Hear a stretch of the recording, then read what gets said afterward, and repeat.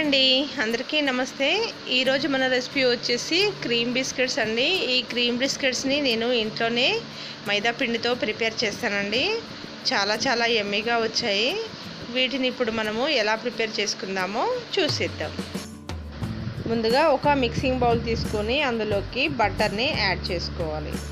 అది నేను ఒక పావు కప్పు వరకు తీసుకున్నానండి. దీన్ని ఫ్రిడ్జ్లో నుండి తీసి ఒక 15 మినిట్స్ వరకు అలా రూమ్ టెంపరేచర్లోకి వచ్చేంత వరకు అలా పెట్టేసేయాలి. ఇలా సాఫ్ట్గా అయిపోయాక ఇప్పుడు మనం దీన్ని బీట్ చేసుకోవాలి. దీన్ని ఇప్పుడు బీటర్తో ఇలాగా చక్కగా బీట్ చేసుకుంటే ఇది మనకి క్రీమీగా అవుతుంది. ఇలా ఒక 10 మినిట్స్ వరకు దీన్ని ఇలా క్రీమీగా చేసుకున్నామంటే ఇలా సాఫ్ట్గా అయిపోయి క్రీమ్ టెక్స్చర్లోకి వస్తుంది.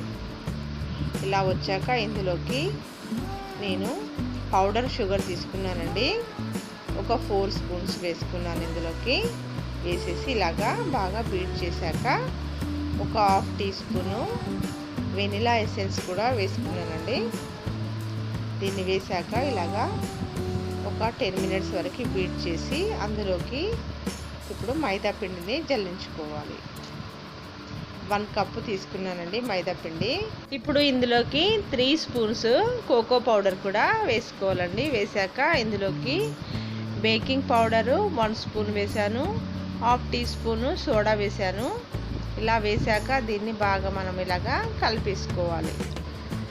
ఇలా దీన్ని బాగా మిక్స్ చేసుకున్న తర్వాత ఇందులోకి 1/2 కప్పు వాటర్ తీసుకున్నాను నేను. దీన్ని కొద్దిగా వేస్తూ మనము చపాతీ పిండిలాగా కలిపేసుకోవాలి. దీన్ని పక్కన పెట్టేసి ఇప్పుడు మనము చేతితోనే బాగా ఒత్తేసుకోవాలి. ఇలా చపాతీ పిండిలాగా చక్కగా కలిపేసుకోవాలి. కొద్దిగా ఆయిల్ వేసుకొని ఇప్పుడు కాసేపు ఇలాగా ఒత్తుకోవాలి. కొద్దిగా వాటర్ వేసుకుంటూనే కలుపుకోవాలండి. ఒకేసారిగా వేయకూడదు, చాలా లూజ్ అయిపోతుంది.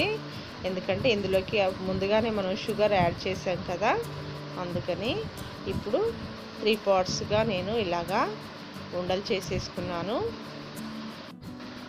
ఇప్పుడు ఇందులో నుండి ఒక ఉండ తీసుకొని నేను దీన్ని చపాతీలాగా తాల్ చేసుకుంటున్నాను.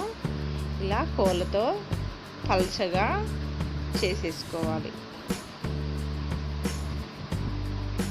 చేశాక ఇప్పుడు చాక్తో మనము ఎడ్జెస్ని ఇలా కట్ చేసుకొని స్క్వేర్ షేప్లో చేసేసుకోవాలి. చేశాక ఇప్పుడు మనము బిస్కెట్ సైజు ఎంతైతే ఉంటుందో అలాగే ఇలా సన్నగా కట్ చేసుకోవాలి. ఇలా అన్నీ కట్ చేశాక వీటిని మనము ఒక ట్రేలోకి సర్దుకోవాలి. ఏ ప్లేట్లో అయితే మనం బేక్ చేసుకోవాలనుకుంటున్నామో అదే ప్లేట్లోకి ఇలా అంతా ఎడ్జెస్ని కరెక్ట్ చేసుకొని ఇప్పుడు మనము ఓవెన్లో ఉంటే ఓవెన్లో బేక్ చేసుకోవడం వల్ల ఇంకా చాలా బాగా వస్తాయండి. నేను ఇప్పుడు ప్రస్తుతానికి మనము కడాయిలో చేస్తున్నానండి. ముందుగా మనము ఒక ట్రేలో పెట్టేసి ఇందులోకి ఇలా ఒక టూత్ పిక్తో ఇలా హోల్స్ చేసుకోవాలి. ఇలా హోల్స్ చేసుకోవడం వల్ల చాలా బాగా బేక్ అయిపోతాయండి. ఇప్పుడు ఒక ఫ్రై ప్యాన్ తీసుకొని అందులోకి ఒక A4 షీట్ని పెట్టేసి దానిపైన ఆయిల్ రాసుకోవాలండి. ఆయిల్ గ్రీస్ చేశాక అందులోకి ఈ బిస్కెట్స్ని సర్దేసి దాన్ని మనము స్టవ్ పైన ఉంచి ఇలా ఒక 5 మినిట్స్ వరకు బేక్ చేసుకున్నామంటే మనకి 5 to 10 మినిట్స్ వరకు బేక్ చేసుకోండి. మధ్యలో మనము చెక్ చేసుకోవాలండి. ఇప్పుడు ఇలాగా బేక్ అయిపోయాయి. ఇలా ఒకటి అన్నీ బేక్ చేసుకున్న తర్వాత వీటిని పక్కన పెట్టేసుకుందాం. ఇప్పుడు ఈ బిస్కెట్స్లోకి క్రీమ్ని కూడా ఎలా ప్రిపేర్ చేసుకోవాలో చూసేద్దాం. ముందుగా ఒక మిక్సీ జార్ తీసుకొని అందులోకి 1/2 కప్పు షుగర్ తీసుకున్నాను నేను. ఇప్పుడు దీన్ని మనము బాగా బ్లెండ్ చేసుకోవాలండి. ఇలాగా షుగర్ పౌడర్ అయిపోతుంది.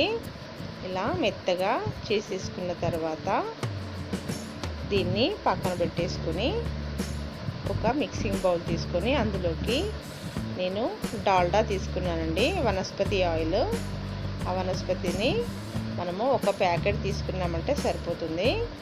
దాన్ని మిక్సింగ్ బౌల్లో వేసేసి ఇలా ఒక 15 to 20 మినిట్స్ వరకు ఇలాగ బాగా బీట్ చేసుకోవాలి.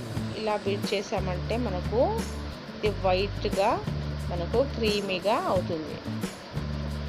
ఇలా క్రీమీగా అయ్యాక ఇందులోకి మనం ఇప్పుడు ఆ షుగర్ పౌడర్ ఉంది కదా, దాన్ని మనము యాడ్ చేసుకోవాలి. చూసారా ఎలా క్రీమీగా అయిందో. మనము బౌల్ని బోర్లిచ్చినా కూడా అది కింద పడనంతగా సాఫ్ట్గా అయిపోయి గిన్నె కత్తుక్కునేలాగా ఉంటుందండి.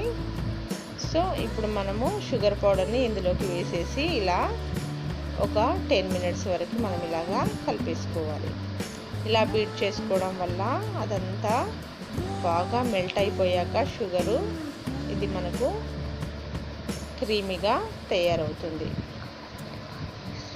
మీకు కాస్త గట్టిగా అనిపిస్తే ఒక 2 టేబుల్ స్పూన్స్ మిల్క్ కూడా యాడ్ చేసుకోవచ్చండి. ఇలా యాడ్ చేశాక మనకి ఇంకా లూజ్గా అవుతుంది. ఎక్కువగా యాడ్ చేసుకుంటే బాగా పల్చగా అయిపోతుందండి. 2 టేబుల్ స్పూన్ మాత్రమే వేసేసుకోవాలి. ఇప్పుడు ఇందులోకి నేను పైనాపిల్ ఎసెన్స్ వేసుకున్నాను. 1/2 టీ స్పూన్ వేసేసి బాగా బీట్ చేసుకున్నామంటే మనకు క్రీము తయారైపోతుంది. ఈ కోకో పౌడర్ ఉంది కదండి, ఈ కోకో పౌడర్ని కూడా మనం ఇందులో యాడ్ చేసుకోవడం వల్ల మనకు చాక్లెట్ ఫ్లేవర్లో క్రీము తయారవుతుంది. సో ఇప్పుడు నేను మాత్రము అది వేయట్లేదు, వైట్గానే చేసుకుందామని ఇలా చేస్తున్నాను. చూసారా క్రీమ్ ఎలా తయారైందో. చాలా మంచి ఫ్లేవర్తో, పైనాపిల్ ఫ్లేవర్తో చాలా బాగా స్మెల్ వచ్చేస్తుందండి.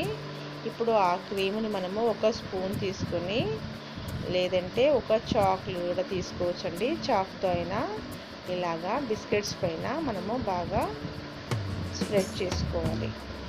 ఇలా స్ప్రెడ్ చేశాక దానిపైన మరొక బిస్కెట్ ఇలా పెట్టేసుకోవాలి. ఇలా పెట్టేసి ఒక 5 మినిట్స్ వరకు మనము ఫ్రిడ్జ్లో పెట్టామంటే గట్టిగా అలా పట్టేసుకుంటాయి.